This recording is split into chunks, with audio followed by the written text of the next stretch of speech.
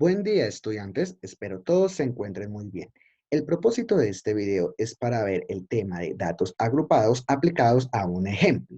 Recordemos que el tema de datos agrupados lo definíamos que podríamos llegar a hacer uso de él siempre y cuando en nuestro conjunto de datos el total de datos que tuviéramos fuera superior a 30, para que de esa forma el análisis estadístico y también las interpretaciones fueran un poco más congruentes. Para el caso que veremos el día de hoy, es el que tenemos en pantalla, es un estudio en el cual se ha tomado una clase compuesta por diversos estudiantes que han vuelto a retomar sus estudios después de varios años. En este caso, se ha tomado la edad exacta que tienen estos estudiantes.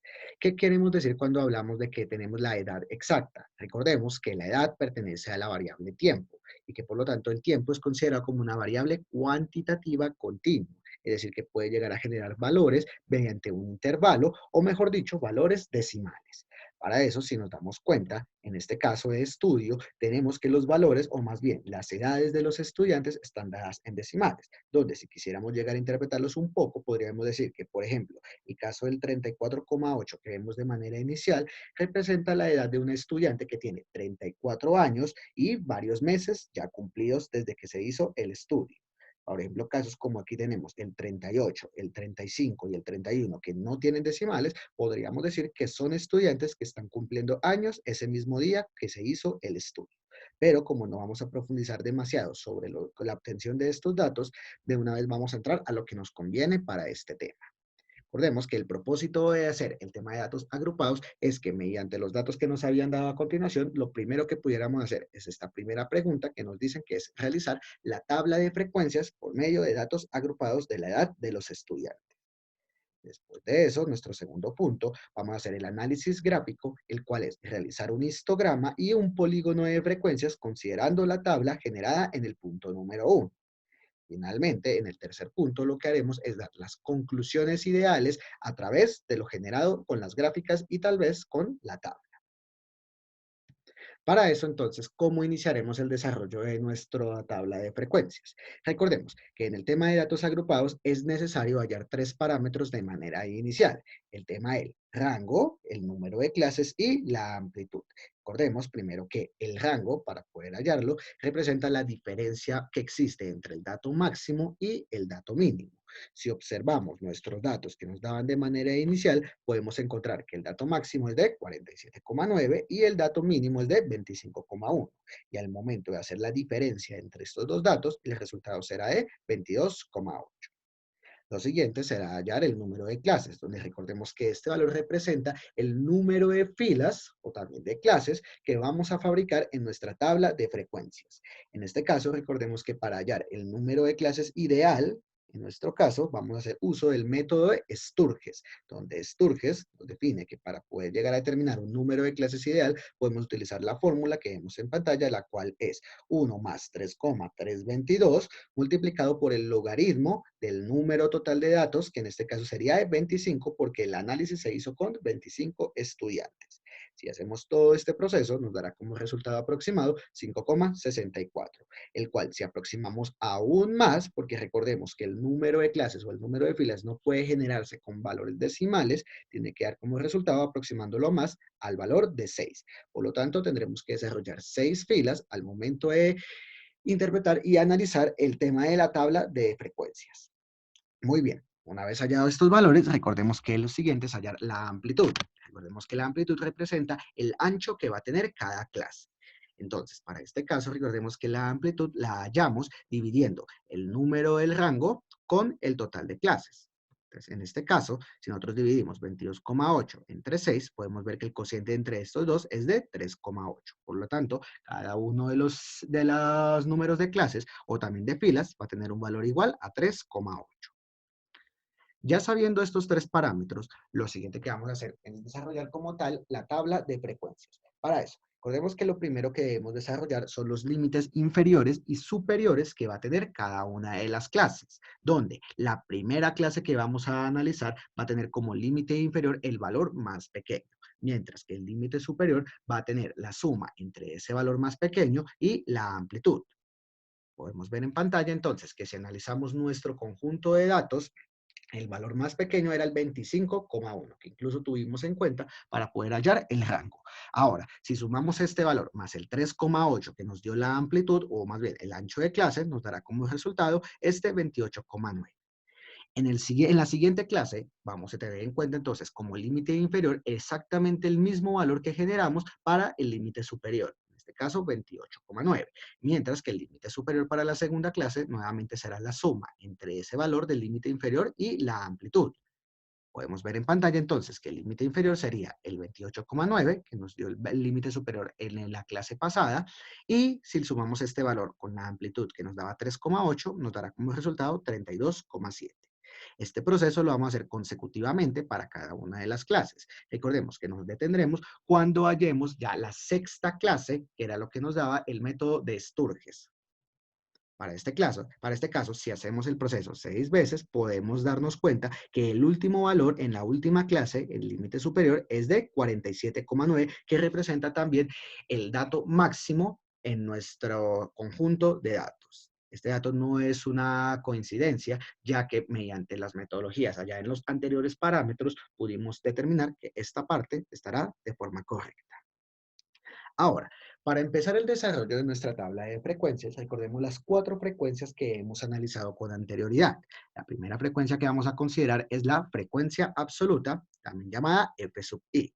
Teóricamente, recordemos que la frecuencia absoluta representa la frecuencia con la que se presentan los valores dado un número de clase. Entonces, en este caso, como en la tercera tabla tenemos de datos agrupados, vamos a analizar entonces la frecuencia o la cantidad de datos que se encuentran entre los límites inferiores y superiores. Para el primer caso, tendremos que ver cuáles valores, o más bien, cuántos valores se encuentran entre 25,1 y 28,9.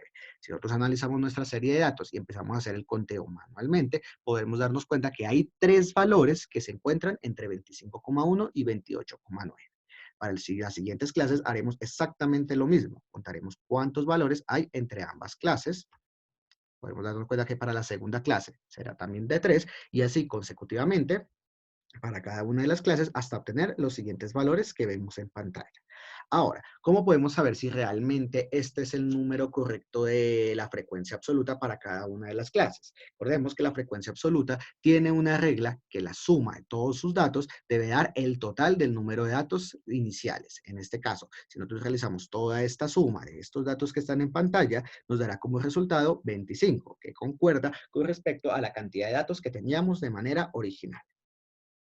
Muy bien, una vez desarrollada entonces la frecuencia absoluta, recordemos que la siguiente frecuencia a desarrollar es la frecuencia relativa, también conocida como h sub i. Recordemos que la frecuencia relativa teóricamente representa el porcentaje de acumulación para cada una de las frecuencias absolutas. Y para poder determinar cada frecuencia relativa en cada una de las clases, tendremos que dividir cada una de las frecuencias absolutas en el número total de datos. Por ejemplo, para el primer caso podemos ver que la frecuencia relativa sería la división entre 3 y 25. Y si nosotros llegamos a desarrollar esa operación, nos dará como resultado 0,12. Por lógica, la segunda clase también tendría que darnos 0,12, ya que el valor de la frecuencia absoluta también es igual a 3. Pero si lo desarrollamos con un número diferente, como por ejemplo el de la tercera clase que nos da 5, al desarrollar esa división nos dará como resultado 0,20 o también conocido como 0,2. Pero en este caso, el hecho de que el segundo decimal sea 0 no tiene ningún inconveniente. Y así este mismo proceso lo hacemos con las demás clases, con las demás frecuencias absolutas, dándonos los siguientes resultados. Y al igual que la frecuencia absoluta, recordemos que la frecuencia relativa también tiene la condición de que la suma de todos sus valores nos tiene que dar como resultado un 1. Y en este caso, si sumamos todos estos valores, efectivamente nos dará como resultado 1. Muy bien, las siguientes frecuencias que vamos a hallar, recordemos, serían las acumulativas correspondientes a las 2 frecuencias halladas anteriormente, iniciando con la frecuencia absoluta acumulada, conocida también como F mayúscula sub i, la cual representará la acumulación de cada una de las frecuencias absolutas halladas anteriormente, donde el primer valor de la frecuencia absoluta acumulada representará el mismo valor hallado inicialmente para la frecuencia absoluta. En este caso será el 3. El segundo valor representará la acumulación entre el valor donde está esa clase y los anteriores. En este caso, si acumulamos la primera y la segunda clase, nos dará como resultado un 6. Mientras que para la tercera clase, si hacemos la acumulación de dicha clase y las anteriores, tendremos entonces el 6, que habíamos hallado anteriormente, y el 5, que nos dará como resultado un 11, y consecutivamente, si hacemos lo mismo para cada una de las clases, nos tendremos estos resultados que están aquí. Sabemos que estamos haciendo un buen proceso si el último valor representa el número total de los datos. Fíjense que entonces en este caso, el 25, que hallábamos como la suma total de las frecuencias absolutas, representa el último dato de la frecuencia absoluta acumulada. Y la última frecuencia que vamos a hallar será entonces la frecuencia relativa acumulada representada con el H mayúscula sub I. Y al igual que en el mismo proceso que hicimos para la frecuencia absoluta acumulada, haremos lo mismo para este caso, pero en este hecho vamos a tomar en la columna de las frecuencias relativas. Es decir, que el primer valor de la frecuencia relativa acumulada será el mismo valor de la frecuencia relativa hallada inicialmente, que nos da como resultado 0,12. Más adelante, si hacemos ahora entonces las mismas acumulaciones, tendremos que si 0,12 más 0,12 nos dará como resultado 0,24. Luego en el siguiente resultado, si acumulamos las tres iniciales, 0,12, 0,12 y 0,20, tendremos como resultado 0,44. Y así consecutivamente para cada una de las clases, hasta llegar finalmente al valor de 1. Sabemos que en este caso vamos bien por el proceso de que el valor final de la frecuencia relativa acumulada tiene que representar el 100% de los datos, o mejor dicho, el número 1 también hallado como la suma de las frecuencias relativas. Y bajo este hecho, podemos decir que entonces nuestra tabla de datos agrupados para la edad exacta de los estudiantes, dada en años, está resuelta. Una vez resuelta entonces la tabla de frecuencias de datos agrupados, vamos al segundo punto, el cual es el desarrollo gráfico de la tabla. Entonces, para este caso, lo que nos solicitaban de manera inicial era el histograma. Entonces, para desarrollar el histograma, recordemos que debemos tener como base los datos obtenidos por la frecuencia absoluta. Entonces, en este caso, podemos darnos cuenta de que si hacemos una interpretación gráfica con un eje de coordenadas X y Y, o más bien horizontal y vertical, en el eje horizontal vamos a considerar los años. Si nos damos cuenta, en este caso, los años están dados también a través de los límites inferiores y superiores que habíamos hallado en la tabla de frecuencias, donde observamos acá el dato mínimo, que era 25.1, y al final el dato máximo, que era 47.9. Mientras que en el eje vertical estamos considerando una serie de rango de valores que van entre 1 hasta 6, los cuales representarán la frecuencia absoluta. Ahora recordemos, la idea de un histograma es dibujar una serie de barras en las cuales se van a ir comunicando los límites inferiores y superiores que teníamos acá a través del número de la frecuencia absoluta generada a través de la tabla de frecuencias. Por ejemplo, veíamos en el primer caso que en nuestra primera clase, que iba desde 25.1 hasta 28.9, obtenía un valor de frecuencia absoluta de 3. Por lo tanto, la barra se desplazaría desde este valor hasta el 3. Y lo mismo sería para los siguientes valores. Es decir, para la segunda clase, que era de 28.9 a 32.7, también nos daba el resultado 3, por lo tanto el desplazamiento de la barra sería de igual forma. En ese caso, si hacemos un proceso muy consecutivo a través de todo, nos dará como resultado el siguiente histograma, donde nos podemos dar cuenta que las dos primeras clases son exactamente las mismas, ya que decíamos que en este caso la frecuencia absoluta para ambas había dado como resultado un 3. Ahora bien, a través de este histograma ya desarrollado, nosotros podemos llegar a una serie de conclusiones a través de las barras y del alto que nos está dando cada una de las barras. ¿Qué es lo ideal para el histograma? Podemos llegar a considerar las barras, bien sea las más altas y las más bajas, para poder llegar a hacer un análisis un poco más interpretativo, en este caso, de cuál consideraríamos que es el rango de edad donde se encuentra una frecuencia mayor o también una frecuencia menor.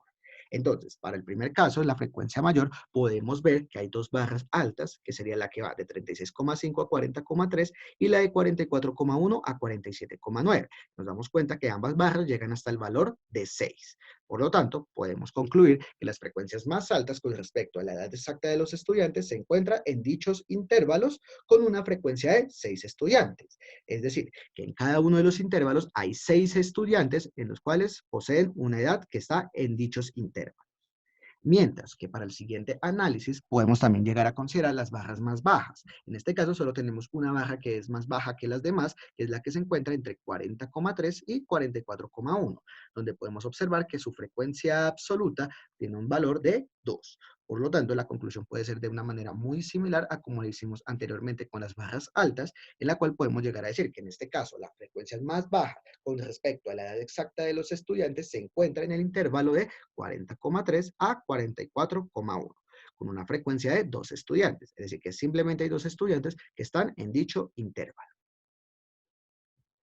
Finalmente, para la otra interpretación gráfica que podemos llegar a hacer a través de una tabla de frecuencias es mediante el polígono de frecuencias. En este caso, el polígono de frecuencias lo podemos llegar a realizar considerando el dato de las frecuencias relativas. Como podemos darnos cuenta en pantalla, nuevamente en el eje horizontal tenemos consideradas otra vez las edades halladas por los límites inferiores y superiores, de una forma muy similar a como lo habíamos hallado con el histograma. Sin embargo, en este caso, el eje vertical, fijémonos que tenemos ahora los datos de las frecuencias relativas, separadas en datos de a 4 décimas. En este caso, fíjense que el primer valor es 0,004, luego sigue con 0,08, luego 0,12 y así consecutivamente.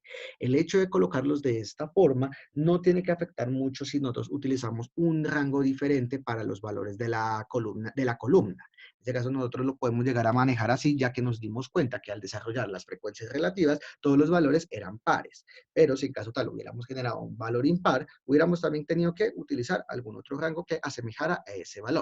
Sin embargo, en esta parte la vamos a dejar de esta forma. Ahora, recordemos que el propósito del polígono de frecuencias es que en la mitad de cada uno de los límites nosotros podemos llegar a generar una serie de puntos. La idea al final es comunicar cada uno de los puntos para poder generar el dicho polígono de frecuencias. En este caso, el primer límite, que recordemos, estaba dado por desde 25,1 hasta 28,9, donde la frecuencia relativa, recordemos, nos dio como resultado 0,2. Es decir, que vamos a dibujar un punto entre estos dos hasta llegar a 0,12, que más o menos podríamos decir que se encontrará por acá. Lo mismo sucederá con el siguiente límite que va desde 28,9 hasta 32,7, donde el resultado también nos dio de 0,12, por lo tanto el punto que se generará entre los dos llegará hasta 0,12. Y así consecutivamente vamos a generar un punto para cada uno de los límites y finalmente haremos una comunicación entre cada uno de los puntos hasta que nos quede algo similar a lo que vemos aquí en pantalla. Si nos damos cuenta, este punto inicial es el que se encuentra entre los dos primeros límites y así consecutivamente para cada uno de los otros límites. Finalmente, entonces las conclusiones las partiremos a partir de cuáles serán los puntos que están adquiriendo un valor mayor y también los puntos que están adquiriendo un valor menor, muy similar a como lo hacíamos con el histograma. En este caso nos percatamos que los valores que tienen un punto mayor son los que se encuentran acá, que generan un valor aproximado de 0,24. ¿Qué significará eso? Nosotros entonces podríamos llegar a concluir que las frecuencias más altas con respecto a la edad exacta de los estudiantes se encuentran en los intervalos de 36,5 a 40,3 y de 44,1 a 47,9 con una frecuencia del 24%. Fijémonos que si la conclusión parece muy similar a la del histograma, en este caso no estamos teniendo en cuenta la frecuencia en un dato absoluto, sino con un dato relativo o también porcentual. Lo que estaríamos diciendo es que el 24% de todos los estudiantes se encuentran primero en un intervalo de 36,5 a 44 a 40,3 y otro intervalo del 24% está entre 44,1 y 47,9 años. Finalmente, entonces podemos llegar a hacer el análisis con el punto más pequeño, que sería este que visualizamos aquí abajo, que nos da como resultado 0,08. Entonces la interpretación será muy similar a como lo hacíamos antes. En el caso de que en este caso diríamos que la frecuencia más baja con respecto a la edad exacta de los estudiantes se encuentra en el intervalo de 40,3 a 44,1 años con una frecuencia del 8%. Entonces estaríamos concluyendo que solo el 8% de los estudiantes se encuentran entre dichos intervalos, es decir, un porcentaje muy disminuido con respecto a los considerados anteriormente. Entonces, de esta forma, hemos podido llegar a hacer un análisis de la edad exacta de los estudiantes de un grupo de estudiantes, valga la redundancia, que acaban de ingresar nuevamente a sus estudios universitarios. Dicho análisis estadístico lo podemos llegar a complementar mucho más a través de las medidas estadísticas para datos cuantitativos, tal como lo veíamos con anterioridad, pero eso lo haremos en posteriores clases. Un saludo.